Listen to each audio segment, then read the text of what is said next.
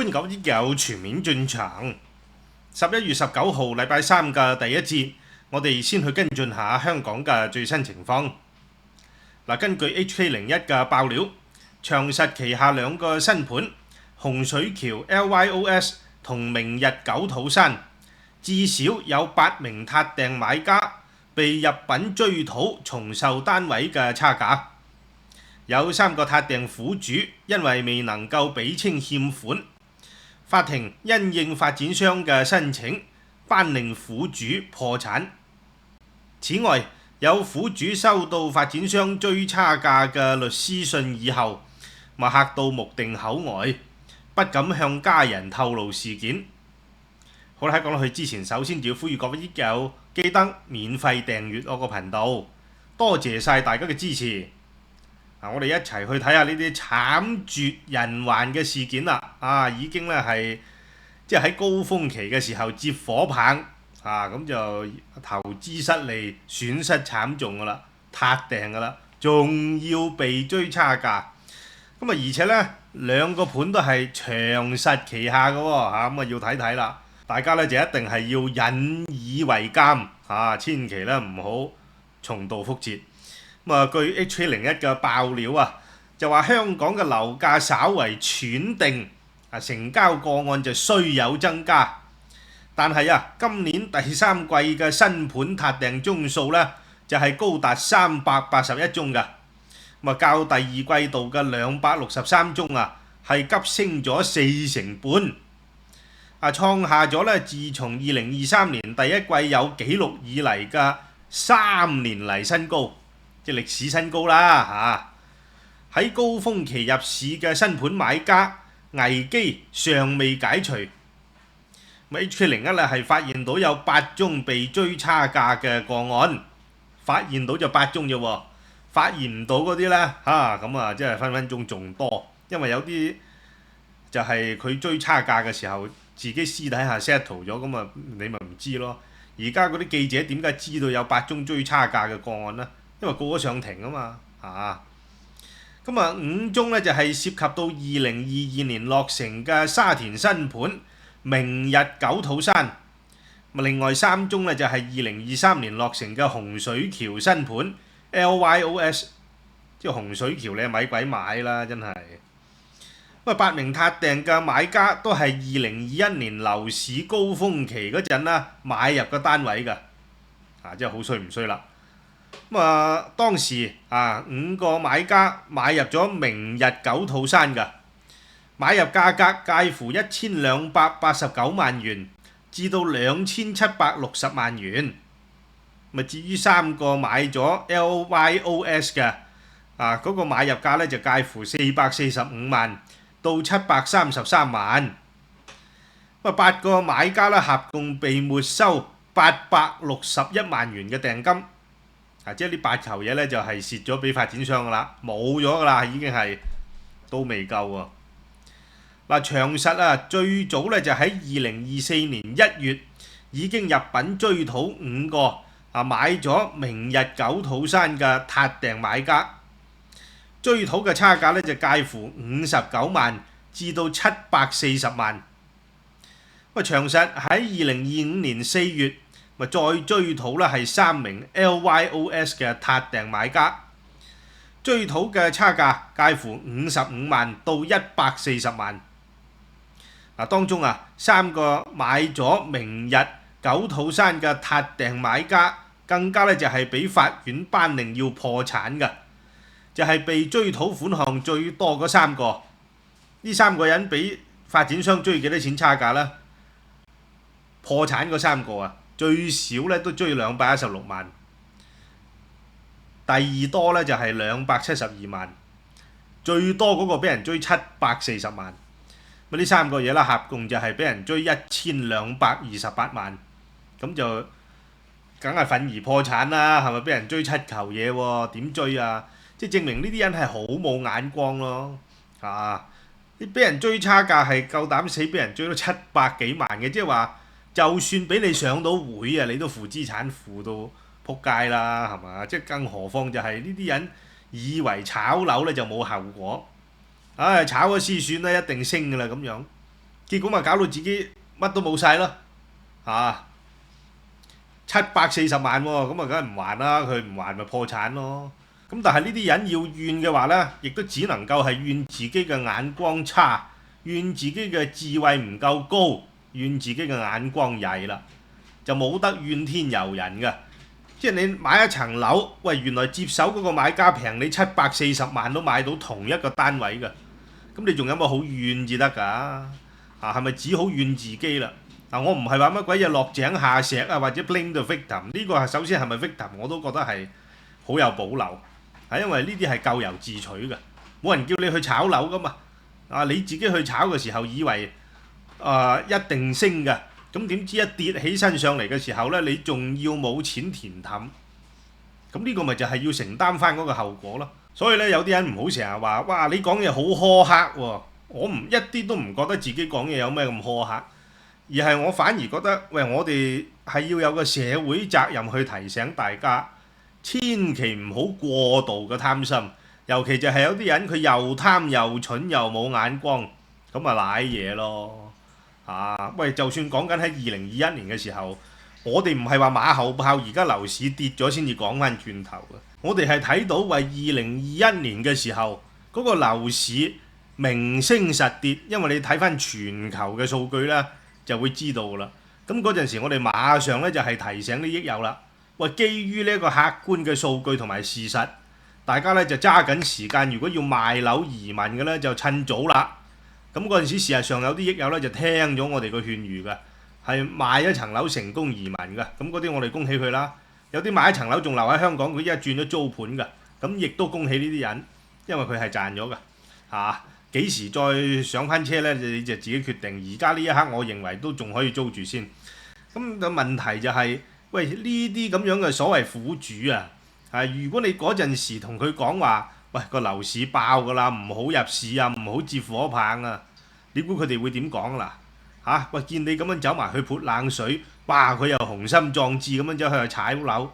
佢就宜得你唔該死開啦，唔好烏鴉口啦，唔好阻住佢發達啦，佢一定會咁諗㗎。所以呢啲人勸都勸唔聽，就算係有個時光機俾佢翻去5年前再做多一次決定，佢都會一意孤行繼續去炒樓。然之後咧就輸突破產，所以有陣時啲嘢咧命運就係整定嘅，佢冇咁樣嘅命水咧就係冇咁嘅命水咯。好啦，我哋睇翻嗰個報道啦，咪值得留意嘅係其中一個洪水橋 LYOS 撻訂買家係親子用品網店 Baby Clan 嘅男負責人袁偉傑，咪呢個 Baby Clan 啦喺2023年因為預售尿片套票冇交貨又冇退款，喺2024年嘅時候俾海關控告23條不當接受付款罪，要向11個事主全額賠償，兼罰款11000蚊。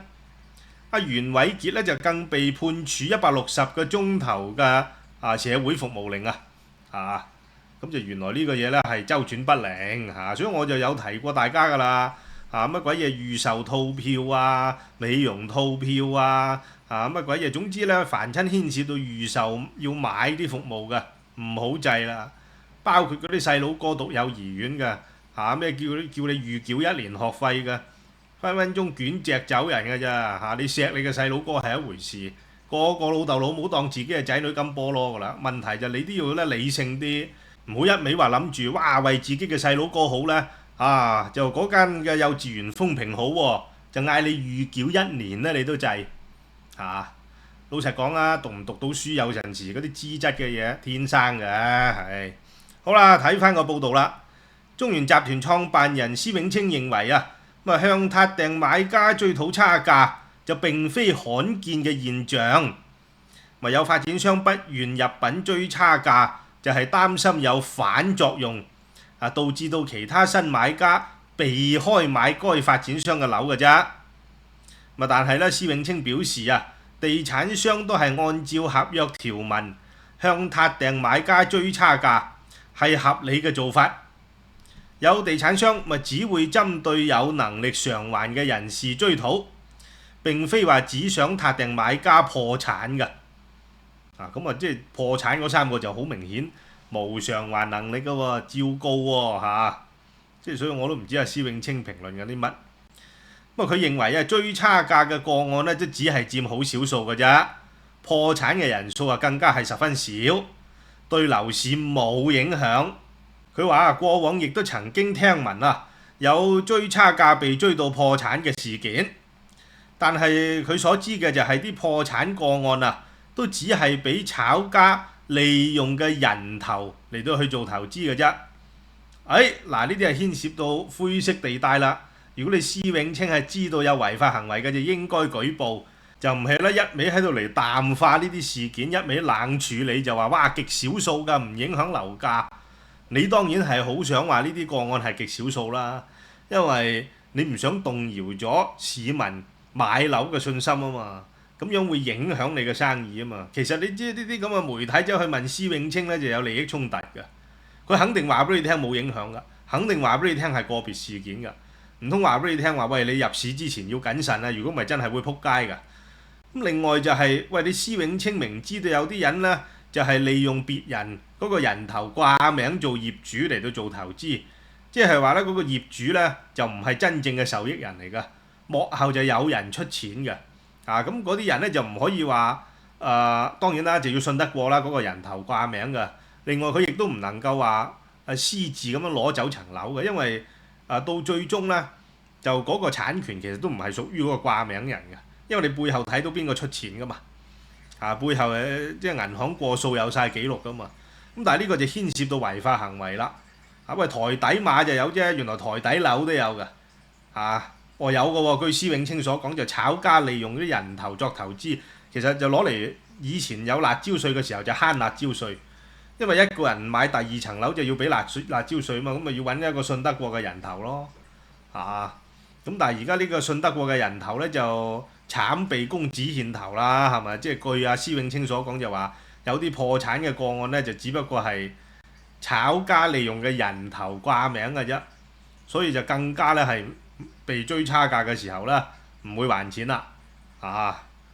你係咪知道啲嘢啊？施老闆，如果係嘅你要講喎。你唔好知情不報喎咁樣。香港地產建設商會執委會主席梁志堅就話：有發展商咧就會提高大訂嘅金額，殺咗大訂咧就算數啦。但係咧不同發展商嘅做法亦都不同，追差價咧都係按合約辦事嘅啫，並無不妥。梁志堅表示樓市嘅升跌難以預測。警告新買家咧唔好為咗炒樓投資，漠視被追差價或者其他更大嘅後果。反而梁志堅講嗰啲嘢咧就係中肯啲喎，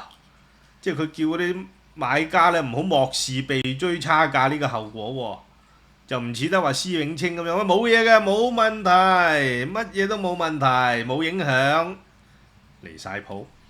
HA01 向長實查詢2個新盤被追差價嘅詳情，包括咧就係有幾多宗將會係排期入稟啦，即係上庭要追佢啦，牽涉嘅苦主人數幾多啦，牽涉嘅總金額又幾多啦，並且有冇其他嘅新盤正在追差價呢？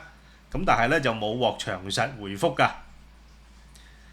香港歷嚟最大型嘅新盤追差價事件，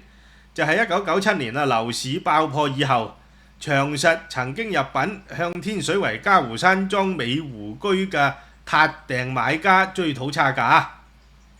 喺訴訟資料庫顯示當年嘅入稟宗數咧係超過100單㗎，但係咧就未錄得俾發展商入稟申請破產嘅個案，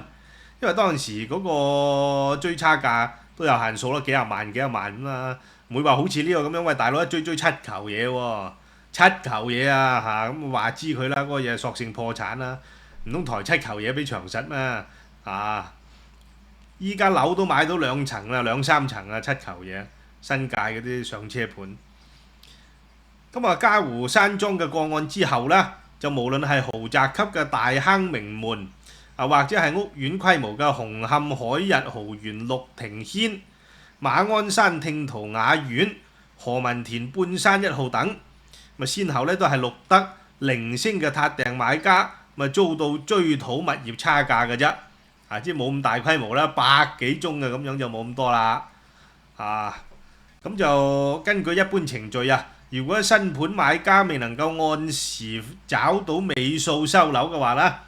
咁發展商就會向買家發出律師信，要求交款未果之後咧就會殺訂噶啦，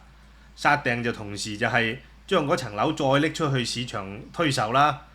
如果賣得更好嘅價錢，咁你咪冇後果咯。賣得一個更差嘅價錢嘅發展商咪有權向嗰個撻訂買家追差價咯。咁香港嘅主要新盤買家少量撻訂個案呢，就係會喺法庭被追差價㗎。而隨後被發展商申請頒出破產令嘅話呢，就歷嚟接近都未有記錄，而家就有3單啦。即係一係就唔發市，一發市咧就嚟3單。咁好啦，除咗話長實嗰啲盤被追差價之外，咁仲有一個咧就係中小型發展商宏安地產，喺11月初就向旗下嘅新盤 Larchwood 就撻訂買家咧係發律師信㗎。呢個又要睇睇啦，即係所以咧唔係淨係長實㗎，根本上咧就係發展商就有權追差價㗎啦，睇佢追唔追嘅啫咁樣。喺2024年落成嘅大角咀新盤 Larchwood 咁就有撻訂嘅業主聯絡 HK01 話喺今個月3號收到發展商宏安地產嘅律師信，咪追收重售單位嘅差價109萬元，並且咧要求佢喺7日之內回覆㗎，一球嘢即係一般打工仔女咧唔食唔着都要做4年先至儲得到。呢個業主2023年4月份嘅時候以589萬元買入咗一個210尺嘅單位，首期咧就俾咗30萬，但係咧去到2024年因為樓價又大跌啦，佢就乾脆撻訂啦。佢宣稱買樓嘅時候就俾人氹㗎咋，想唔到話咧俾發展商追討109萬元嘅差價。家陣時嘅單位市值咧就跌到得返370萬，比起佢買入價589萬就跌咗7%。所以呢啲就懵丙嚟㗎。2023年嘅樓市都已經爆咗㗎啦，你仲夠膽死攞差唔多6球嘢喺大角咀買個單支盤咁你話除咗抵死之外，仲有啲咩好講唔係話落井下石，唔好喐啲又話喂落井下石咁樣。而家係要提醒啲人唔好又貪又蠢呢個嘢就係又貪又蠢啦。第一佢諗住咧掟30萬出嚟做極高槓桿，30萬即係攞咗差唔多咧，其實就係5%嘅訂金出嚟嘅啫，做20倍嘅槓桿，嗰層樓差唔多6球嘢，你話係咪20倍啊？咁諗住咧搏一搏啦，單車裏邊摩托啦，係咪升嘅時候咪笑呵呵咯，歡天喜地咯。而家輸錢啦，做苦主仲要俾人追一球嘢啦。咁咪呼天搶地咯，係嘛？老實講，追你差價，追109萬就算係咁啦，係咪589萬而家賣得個370萬，喂跌咗成2球幾嘢，佢都追你109萬差價咋第二就係呢個嘢咧就唔需要負責任㗎。總之咧衰咗嘅時候我俾人氹㗎咋我唔係想買嘅呢層樓，我俾人呃嘅咋，當日都係個個都俾人呃。雷曼嗰啲苦主夠話自己唔識字啦。咁你簽名係咪話俾你聽，喂幾多厘回報嘅時候你係識得聽，個個都話苦主。如果係咁天下大亂啦，百家樂苦主、賽馬會苦主，個個輸咗錢都嗌自己苦主啦。仲有佢就話我諗唔到要俾發展商追差價，點會諗唔到啫？你諗唔諗到點解呢一鋪8輸9你諗唔諗到點解你買 win 跑飛買飛跑第4傻仔！諗唔到發展商追差價，佢都夠膽死嘅。好啦，咁呢個苦主就話佢咧一收到律師信嗰日就嚇到呆晒，成個禮拜都徹夜難眠呢幾日咧真係玩死我啦！又唔夠膽向屋企人透露被追收差價，佢想聯絡宏安，但係律師樓咧就冇提供電話。而家咧7日限期已過啦。就等待宏安聯絡洽談事件，即係其實佢咧就嗰7日除咗話喺度囉囉攣之外咧，佢又冇尋求法律意見啦。佢又冇思考一下下一步點做啦。喂，究竟呢109萬嘅差價，你係打算還，抑或唔還啊？唔還你係咪諗住破產啊？還嘅話，你抬唔抬到一球嘢出嚟啊？抬唔到嘅你係咪要分期嚟到去償還啊？即係佢完全咧就係冇做過任何嘢嘅呢7日，除咗話走去聯絡 HK01報料之外，就冇做過任何嘢啦。仲要等宏安進一步聯絡，喂，再聯絡你就唔係人咁品啊，大佬係咪？你自己點解唔去聯絡個律師樓啫？使乜聯絡宏安啫？啱唔啱啊？你唔識字㗎，唔識寫信翻去律師樓嗰度同個師爺傾下要啦係嘛？乜都冇咁HK01就有向宏安查詢